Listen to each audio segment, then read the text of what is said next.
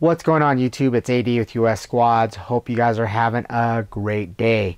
Today we will be talking about the Glock 43. We're also going to be talking about the agency arms drop-in trigger for the Glock 43. Now I'm a ZEV guy. A lot of my Glocks have ZEV components in it. For example, this is my match gun with ZEV barrel, ZEV internal components, ZEV magwell with ZEV components. They're all internal on the slides too, but I did have a ZEV trigger on there for quite some time, and last year I decided to try the flat trigger shoe from Agency Arms, and I have to be honest, I really like that trigger. So the Glock 43 has been out for maybe a year and a half, 2 years, and so the aftermarket parts have taken a minute to get to market, and so I was waiting for an aftermarket trigger to be available for the Glock 43, and the ZEV came out with one, and I was like, well, I like ZEV products, but I really like my Agency Arms trigger. So Agency Arms finally released a trigger, and so we're going to install it, show you what it's about, but it's simple here. It's about $150, $160 depending on what online retailer you buy it from. There's not much to it. You basically get a trigger shoe, trigger bar, and a connector from Ghost Inc. So as you can see, this is polished. The trigger is actually made out of metal, not plastic. And then you have a polished connector here. So just wanted to show you guys what that looks like, which looks very similar to what we have in the Glock 17. But one thing that's different from the Glock 17 as the Glock 43 is a totally different animal to strip down when it comes to the frame and trigger. So I'm going to show you guys how it's done, because I spent a lot of time with Glocks. I'm very familiar with them, but the Glock 43 did throw me for a little loop because it's just it's set up differently. So we're going to go over that, and I'm going to show you guys how that all works, and so stay tuned and we'll show you how to do it and install it.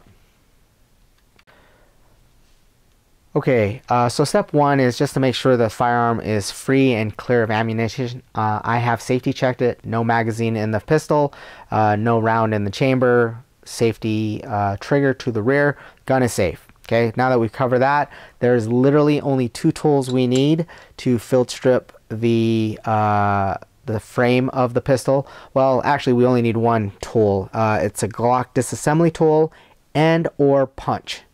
You don't have to have this tool. This is like a $5 tool on eBay, so it's up to you if you want to own this tool. If you own a Glock, you know, for $5 this is a pretty handy tool. But if you have a punch laying around, no big deal. It just has to be small enough to remove this rear pin here, and I'll show you how that works in a second.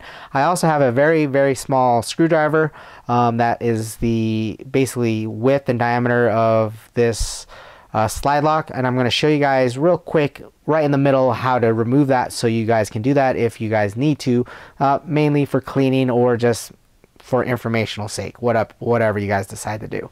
So now that the firearm is clear, we have our new parts set aside right here on this yellow mat.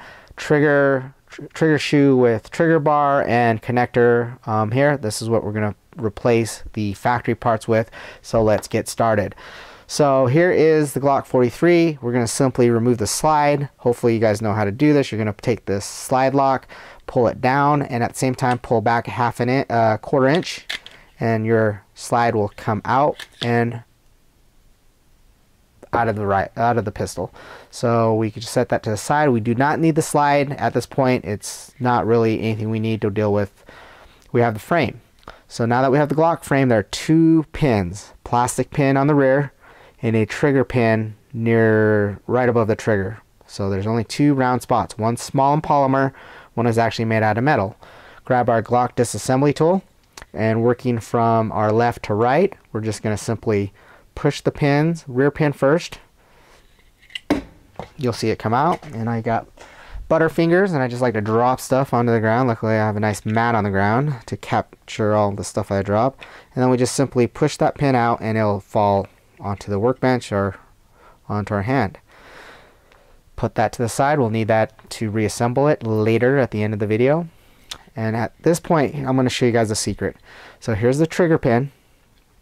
Here's the slide lock. Slide lock bar goes down to this little spring part right there. So what happens is if you try to remove this trigger pin right now, there's a good chance it's going to be locked in. Especially, this doesn't just push out like that other pin. What you do is you hold it the way I'm holding it, grab your thumb, slide lock, follow the connected bar to right there, you can grab it, and when you push on that, it will actually bounce because there's a spring right there.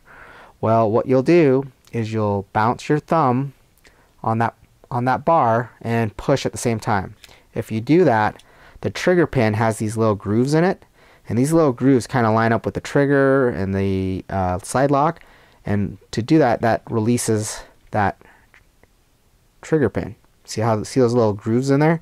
That's what kind of keeps that pin in there. Now, a trick is, if you haven't cleaned your gun for a while, you shot a lot of rounds, it's a good chance that pin's gonna be really jammed in there. So you do the same step, but at this point you have somebody with a little hammer. Just give it a couple nice taps at the top while you're jiggling it and holding your pin, and it will come out. Okay, it might be a little tougher than what you just saw, because I just recently cleaned my gun. Okay, came out pretty easily. You just got to manipulate that slide lock and it will come out. At this point, we have our locking block that we need to remove. Locking block is this piece right here, and it's easy. Just put your little tool or punch under here, use the frame as leverage, and just lift. If you do that, your locking block will just come out. Piece of cake. Okay, locking block is now out. All right, at this point you can simply lift your slide lock out and it will have a little spring. Please don't lose that little spring, but if you manhandle it, it just clips back on pretty easily. So here's your spring and your slide lock, and I'm going to just show you how it looks with the spring off, just in case you manhandle it and your spring comes off. Not a big deal, just grab it and just put it on these little hooks here, and you can put it back together. It's super easy. Glock designers these engineers are really smart people. They make things super simple. Unlike some other firearms that you have to like be a freaking engineer to put back together. I have a video of the Fostech 12 that I'll post one day, and you'll see how complicated that gun is to put together. All right, so there we go. Boom, slide lock, done. All right. At this point, we have a few components that we're going to do. We just simply lift what we call the trigger mechanism housing, which is, you just grab it here and lift up. And when you do that, your trigger bar and your trigger are connected to that, what we call the TMH, trigger mechanism housing. So there we go. All right, we're getting close. So to remove this, it's simple. I want you to watch what I'm doing. I'm holding this piece here, and I'm just going to lift. And you'll see this little lip there that the trigger bar is underneath. You're going to lift, pull out and away, and pull out and away. Did you see how that worked? Okay, just rewind that video if you need to, but that's pretty much how you remove the trigger bar, stock trigger. Okay, that's removed. Here's our connector. I just grabbed my fingernail, and I'm going to just pull that away from the plastic piece. It comes straight out. So if you need a little screwdriver, you can do that. That's not a big deal. See how it's coming straight out? And out. I'm going to grab my replacement connector, which is polished. And it goes on exactly the same way it came off, like that. See how I just put that in there? Only one way you can install that. So if you need a reference point, here's it, top to bottom. There's the bar, and it just simply slides on and goes like that. Here's a picture for you guys, in case you need it. Okay, it's on. Top, right side, left side, bottom's irrelevant. Okay. All right, now I'm going to reverse the step and put this on here.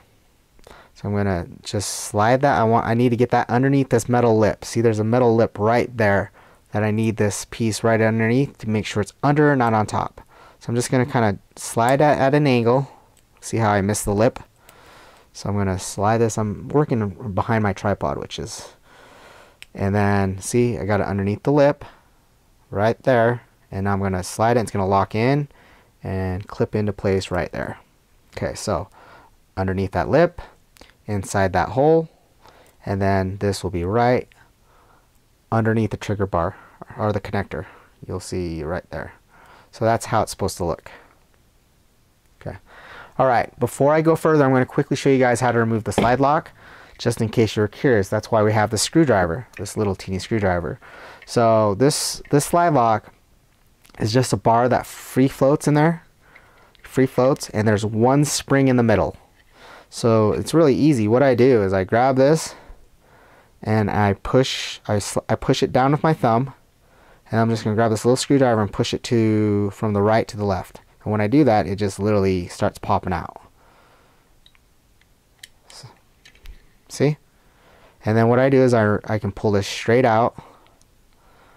And then there's a spring under here. So I want you to use your finger, put your finger over there so that spring under tension doesn't go flying into your room. And there it is. And there it is. So to put this back, I want to give you a quick example. The smooth side of this slide lock is smooth. That faces the front. On the rear, it's got ridges and some numbers. That faces the back of the pistol. And the protrusion goes on top and the notch goes on the bottom. So to reinstall it, you reverse the steps. And it's a little hard with the camcorder behind me. Again, we're working with a spring under tension. We're going to put the spring back in the middle right here. See what I'm doing? Boom. Spring's right there. We're going to grab the slide lock and we're going to make sure it's positioned correctly. Flat side toward the front of the pistol, notch toward the bottom, and then the writing or the non-smooth side facing the rear of the pistol. And then we just grab our screwdriver, and this will be under tension. So, you know, it can happen under tension. Things go flying across the room. So there it is. We're going to use our screwdriver to push it down. Hopefully it doesn't jump out at us and hit shiz. So anyway, let me get on the side. When I'm in front of my tripod, it's kind of a pain in the ass. So just going to grab this.